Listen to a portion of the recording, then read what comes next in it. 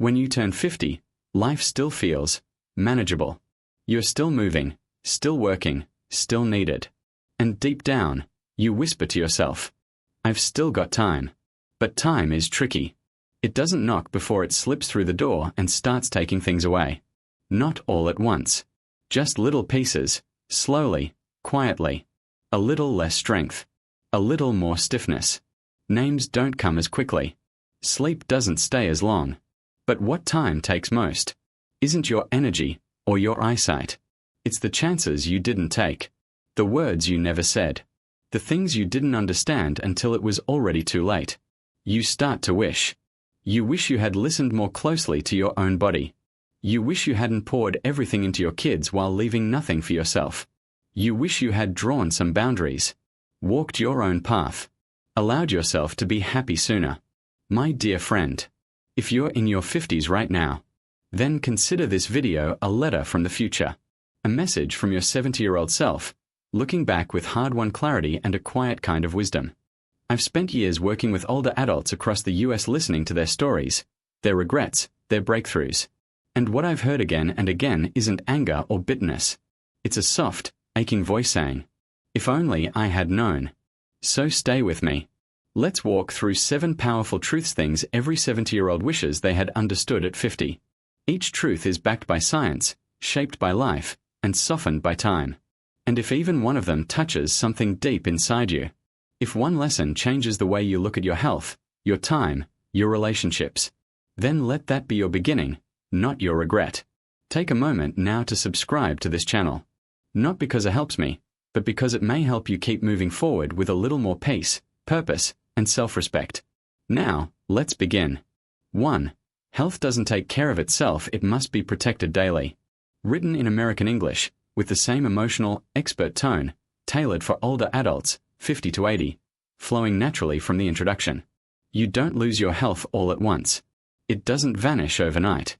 It disappears slowly, quietly while you're busy working, worrying, or putting everyone else first. At 50, you still feel strong. You can stay up late. You can skip a walk here or there and still get through your day. So you tell yourself it's okay. You'll start tomorrow. But tomorrow doesn't come the way you think it will. Because the truth is, aging isn't something that suddenly happens at 70. It's something that builds in your 50s, accumulates in your 60s, and defines your reality in your 70s. One day, you go to tie your shoes and realize you're out of breath. You reach for the top shelf and feel a tight pull in your shoulder. You forget where you placed the keys again. Not because you're broken, but because your body has been whispering for years. And you weren't listening. In geriatric medicine, we talk about the functional reserve. It's the buffer your body has, the energy it keeps in the background to help you bounce back after stress, illness, or injury. At 30, that reserve is huge. At 50, it starts to shrink. By 70, it's what determines whether a fall is a bruise or a broken hip, whether a cold is annoying or life-threatening. And here's the part no one tells you. You can't build that reserve once it's gone. You can only protect it while you still have it. That means movement every day, not just exercise, but intentional movement. Gentle stretches in the morning. A 20-minute walk after lunch. Lifting light weights not to bulk up, but to keep your muscles from forgetting how to hold you up. It means making peace with sleep. Not treating it as a luxury, but a form of medicine. Because your brain needs deep rest to process memories, repair damage, and regulate your mood. It means eating not for pleasure alone, but for longevity. The older we get, the more sensitive our body becomes to sugar, sodium, and processed fats. Every bite becomes either fuel or inflammation. There is no neutral anymore. And finally, it means listening to the quiet messages from your knees, your back, your stomach, your mind. Because every ache has a root. Every foggy day has a reason. And the longer you wait to investigate, the harder it is to recover. I once met a man named Walter at a senior center in Oregon. He was 72, tall, soft-spoken, wore the same beige cardigan every week. He told me he had worked as a mechanical engineer for 40 years. Too busy for walks, he laughed. Too tired to cook. I figured I'd catch up when I retired. By the time he came to see me, he couldn't walk a full block without stopping. He was on 5 different medications for blood pressure and cholesterol. He couldn't sleep through the night. And his wife, who had always cooked for him, kept him balanced, had passed away a year earlier. He looked down at his hands and said, "I spent 40 years building machines, and forgot this one." He tapped his chest. Turns out the most delicate system I ever had to maintain was me. His words stayed with me, because they're not unique. They're the quiet truth most people don't say out loud until they're forced to. So if you're 50, or 55, or 60, and you still have your health, don't wait until it breaks to start caring for it. It's not about becoming perfect. It's about becoming responsible. Because the choices you make today become the body you'll be living in tomorrow. And if you ever doubt that one small change matters, think of Walter. Think of the version of you 20 years from now. Will they thank you? Or will they carry the weight of your delay? Let's keep going. Because the next truth may just change how you see your time altogether. 2. Time doesn't slow down, but meaning can deepen. If there's one thing people over 70 tell me again and again, it's this: I can't believe how fast the years went by. When you're young, time feels endless. Summer seems to last forever. A year stretches wide like an open road. But after 50, something changes. The months pass quicker. The holidays come closer. One day it's spring, then you blink, and it's fall again. You wake up and realize, time didn't wait. This acceleration isn't your imagination. There's actual science behind it. Researchers have studied how our perception of time shifts as we age. When you're 5 years old, a single year is 20% of your entire life. It feels huge. But when you're 50, a year is just 2%. It slips by in a breath. And neurologically, our brain encodes new experiences with greater detail. The more newness we encounter, the longer time feels. That's why childhood summers feel eternal. Everything was new. But adulthood becomes a routine. Same commute, same grocery list, same conversations. The brain stops marking time. So time begins to blur. But here's the beautiful part. While you can't slow time down, you can deepen what it means. You may not control the quantity of your time, but you have full power over its quality. And that shift from chasing time to honoring it can quietly transform your life. There's a woman I once worked with in Minnesota named Carol. She was 69 when I met her. Widowed. Retired. Living alone in a quiet townhouse outside of Duluth. She told me, I used to fill my calendar just to feel alive. Book clubs, church luncheons, neighborhood walks. But I still felt hollow. One day, she did something small. She started journaling each morning 10 minutes, no rules. She wrote about the sky, her dreams, the sound of the refrigerator humming. And slowly, something changed. She told me, the days didn't stop flying. But I began to feel them again. Why? Because she stopped filling time. And started feeling it. That's the shift we all have the power to make. To sit in stillness. To taste your morning tea instead of gulping it. To walk without headphones. To call your sister and really listen. To take 1 hour a week and ask yourself, what truly mattered to me these past 7 days? This isn't about doing more. It's about noticing more. Because the truth is, at 50, you have no idea how many years you have left. But you do have today. And it can be either another blur, or a moment that imprints. So if your days have started feeling faster, don't panic. Don't try to run faster. Try to go deeper. Because time will never slow down. But you can. You can choose presence over panic. Depth over distraction. Meaning over motion. And when you do, your days won't just be longer. They'll be richer. And they'll be yours. Now let's move to the next truth, one that's difficult, but honest. Loneliness can hurt, but solitude can heal. 3. Loneliness can hurt, but solitude can heal. There's a quiet kind of ache that many people start to feel after 50. It doesn't always show up right away. Sometimes it sneaks in after retirement. Sometimes after the kids move out. Sometimes after someone you love doesn't come home. It's not just sadness. It's not just boredom. It's something deeper. A slow, aching realization that the room feels too quiet. That no one's waiting for your voice. That the phone hasn't rung in days. That's loneliness. And it's not just emotional. It's physical. Modern science has shown that chronic loneliness has the same health impact as smoking 15 cigarettes a day. It raises your risk of heart disease, depression, dementia, and even early death. And for people over 60, loneliness can become a silent killer. Not because they're weak, but because they were taught to suffer in silence. You see, our generation wasn't raised to talk about feelings. We were taught to be strong, to keep going, to serve others before ourselves. But what no one taught us was how to be alone, without falling apart. Here's where something remarkable happens. There's a difference. A powerful, life-changing difference between loneliness and solitude. Loneliness is a wound. Solitude is a choice. Loneliness says, no one sees me. Solitude says, I see myself. And when we learn to shift from one to the other, we begin to heal. Let me tell you about James. He was 73 when I met him. A retired teacher, never married, no children. He'd lost his closest friend to cancer, and his sister had moved across the country. I didn't think I mattered anymore, he told me. Some days I'd go a whole week without speaking to another person. But then, something changed. He didn't try to chase people down. He didn't try to force connection. He started a new ritual. Every afternoon, around 4 p.m., he'd sit on his porch with a cup of chamomile tea. He'd read a poem, watch the birds, breathe, and slowly, what began as unbearable silence turned into something sacred. He told me, it's not that I stopped being alone. It's that I stopped being afraid of it. That's the kind of healing solitude can bring.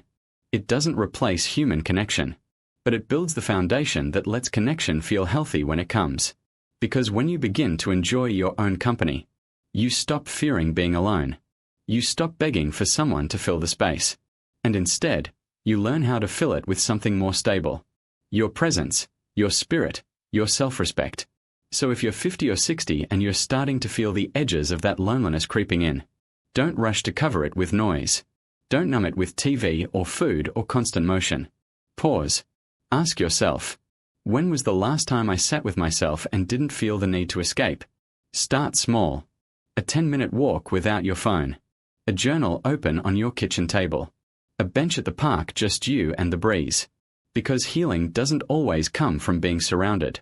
Sometimes, it comes from being still. And in that stillness, you might just hear something beautiful. Your own voice, finally coming through.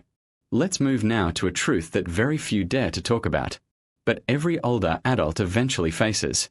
You no longer fear death. You begin to fear a life not fully lived. 4. You no longer fear death, you begin to fear a life not fully lived. When you're young, death feels like a faraway shadow.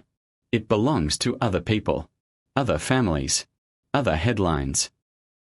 But somewhere after 50, maybe after a loss, a diagnosis, or simply a moment of stillness, you start to realize the road ahead is no longer endless. You begin to notice how fragile everything is. Your body, your time, your relationships. And at first, that thought might shake you. But then something even deeper rises beneath the fear of dying. It's the fear of not having lived fully. When you had the chance. I remember sitting across from a woman named Elaine in a hospital room in North Carolina. She was 71, recently diagnosed with stage 2 cancer. She wasn't crying. She wasn't even angry. She just looked out the window and said softly, I wish I hadn't waited so long to ask myself what I really wanted. I asked her what she meant. And she said, I spent so much of my life doing what was expected. Being the good daughter, the good wife, the dependable co-worker. But somewhere along the way, I stopped checking in with the woman inside me. And now, I don't know her. Her words hit me like a wave. Because that's what happens to so many people. They spend decades living by the rules, sacrificing for everyone else, keeping the peace, delaying dreams, postponing joy. And then one day, they wake up, and there's no more room left to postpone. But here's the truth that can set you free. The fear of death doesn't have to be your enemy. It can be your reminder, your invitation to live more urgently, more truthfully, more boldly. And no, you don't need to skydive or move to Italy. That's not what a full life means. Living fully might look like finally standing up for yourself in a relationship that drains you, or signing up for that painting class you keep talking yourself out of, or forgiving someone not for them, but to set your own heart free. It might mean saying no without guilt, or saying yes without overthinking. It might mean waking up each morning and asking, What would make today feel real? Because the opposite of death isn't safety. It's aliveness. And you don't find aliveness by avoiding risk. You find it by leaning into your own desires. The quiet ones. The ones you push down because someone once told you they were selfish, silly, or impractical. So if you've hit that point where the number of candles on your cake no longer excites you, if you've begun to feel that subtle weight in your chest that says, there has to be more than this, you're not broken. You're waking up. And that's the gift. Because once you realize time is not a guarantee, you stop wasting it. You stop waiting for permission. You stop asking everyone else how to live. And you start asking the only person who matters now. You. You are not too old. You are right on time. And the years you have left, whether it's 20 or 10 or 2, can be the most honest, vibrant, awake years of your life. But only if you choose them. Let's keep going. Because the next truth might challenge the way you've always thought about helping others. Helping your children is not the same as sacrificing your whole self. 5. Helping your children is not the same as sacrificing your whole self. If you're a parent, especially one in your 50s or 60s, you've likely spent most of your adult life giving. You gave your time. You gave your energy. You gave up sleep, money, dreams, and sometimes, your own identity. And if someone had asked you back then, would you do it all over again? You would have said yes without hesitation. Because that's what love does. It gives. Without counting. But here's what most older adults never learn to say out loud. There comes a point when giving too much starts to take something sacred away from you. Not just your time or your energy, but your sense of self. I once worked with a woman named Deborah. She was 68, divorced, and had 3 grown children. All 3 were struggling in some way financially, emotionally, or in their relationships. So she kept stepping in, paying their rent, watching their kids, dropping everything whenever one of them called. She told me, if I don't help them, who will? But when I asked her a different question, and who helps you? She was silent. That silence is where so many older adults live. A quiet space where they're still giving, even as they themselves are slowly fading. It's not about blaming the children. It's about recognizing that love without boundaries becomes depletion. Helping your adult kids should feel like support, not survival. You are not their emergency fund. You are not their therapist, their full-time babysitter, or the solution to every poor decision they make. You are a person, a whole person, with your own needs, your own dreams, your own right to rest. There's a line that many loving parents never learn how to draw, where your responsibility ends and theirs begins. And drawing that line isn't cruel. It's wise. It teaches your children self-respect, resilience, and the ability to stand on their own 2 feet. When you do everything for them, you deny them the chance to learn who they are in hard times. And more importantly, you deny yourself the peace and freedom you've spent decades earning. You didn't raise your kids just to raise them forever. You raised them so one day, they could rise on their own. If this truth stings a little, it's okay. Many older adults struggle with guilt. They feel selfish for wanting space. They feel ashamed for saying no. But I want to offer you a new word. Enough. You've done enough. You've given enough. And now, it's time to give something to yourself. That doesn't mean cutting them off. It means creating healthier, clearer, kinder boundaries. It means asking, can I help from a place of strength? Or am I helping from a place of depletion? Because your children don't just need your money. They don't just need your time. What they need most is to see you living fully, so they can believe it's possible for them too. That is the greatest legacy you can leave. And speaking of legacies, let's move now to something even more personal. The way you view your own worth. Because the next truth is this. You don't need to be understood by everyone. You need to be at peace with yourself. 6. You don't need to be understood by everyone. You need to be at peace with yourself. One of the quietest heartaches I hear from people over 70 is this. No one really sees me anymore. Not the children they raised. Not the world that seems to move faster every year. Sometimes, not even their partner, sitting right across the room. It's as if the older you get, the more invisible you become. You say something wise at the dinner table, people nod, then move on. You offer a suggestion and they smile politely, then ignore it. You speak from experience and they call you old-fashioned. And inside, a question starts to form. Do I still matter? Here's the truth. You may not be understood by everyone, but that has never been the real measure of your worth. Because peace does not come from being seen by others. It comes from being seen by yourself. You spent decades trying to fit in, trying to be the good parent, the reliable worker, the one who never made waves. You swallowed your needs. You kept quiet when you wanted to scream. You stayed when you wanted to leave. You said yes when your whole body begged you to say no. And now maybe for the first time you're asking, who am I when I'm not trying to please anyone? That is a sacred question. And the answer is your freedom. There's an older gentleman I once met in Vermont. His name was Richard. 82 years old, a retired engineer, widowed for over a decade. He told me something I'll never forget. He said, "When I turned 75, I stopped trying to impress people. When I turned 80, I stopped trying to explain myself. And now at 82, I've never felt more alive." He woke up each morning and read poetry to himself. He wore bright orange socks because they made him laugh. He cooked meals no one else would eat, but he loved every bite. He didn't need to be validated. He had become his own witness. And that more than anything is what most people wish they'd learned earlier. That peace isn't found in being liked. It's found in being honest. You don't need everyone to understand your choices. You don't need the world to applaud your story. You just need to be able to sit with yourself at the end of the day and say, I showed up as who I really am. So if you're in your 50s, 60s, or beyond, and you're still bending yourself to be accepted, I gently offer you this. Stop waiting for permission to be whole. You've lived too much life, survived too many storms, and loved too deeply to still be living halfway. Speak your truth even if your voice shakes.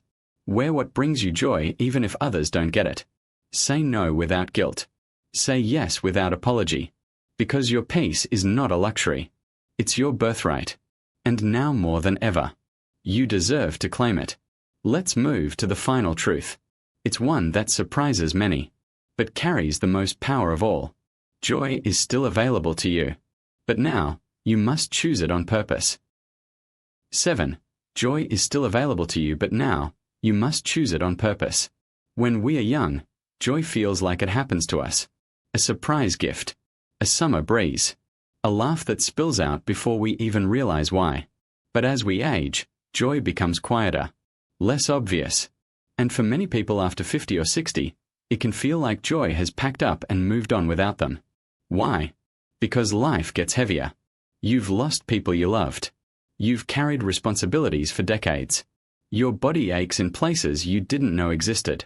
The dreams you once chased may feel further away now, or no longer make sense in the life you're living. And so, little by little, joy stops arriving at your doorstep, unless you go out and find it. But here's the gift that only time can teach. Joy in your later years is deeper, richer, more meaningful. Because now, you know what matters. It's not in grand accomplishments. It's not in chasing youth. It's not in pretending to be busy all the time. Joy is in the simple things, but only if you're awake enough to see them. A quiet morning with your favorite coffee. A soft hand on your shoulder. The sound of birds at the window. A memory that makes you smile without sadness. A grandchild's laughter. A perfectly ripe peach. These are not small things. These are everything. But to experience them, you must be present. And to be present, you must choose. To slow down. To let go of regrets. To stop waiting for perfect circumstances. I remember a man named Howard, 76 years old, lived alone in a small town in Oregon. Every Friday, he would go to the local farmer's market, buy one flower, and place it on his kitchen table. Same chair, same vase, same quiet house. When I asked him why, he said, "Because it reminds me that something beautiful can still happen this week." That is what choosing joy looks like. It's not loud. It's not Instagram worthy. It's not about pretending everything is fine. It's about saying, yes, life has been hard, but it is not over. And I am still here. So I will find something to love today. So, if you're 50, or 60, or 70, and wondering whether your best years are behind you, I'm here to tell you this. Joy is not behind you. It is beside you. You only have to reach for it on purpose. Start small. One moment. One breath. One step towards something that makes you feel alive again. Because the secret isn't about adding more years to your life. It's about adding more life to your years. And you can start today. If you're 50 and watching this, listen closely. What your 70-year-old self wants you to know isn't just a warning. It's a blessing. A map.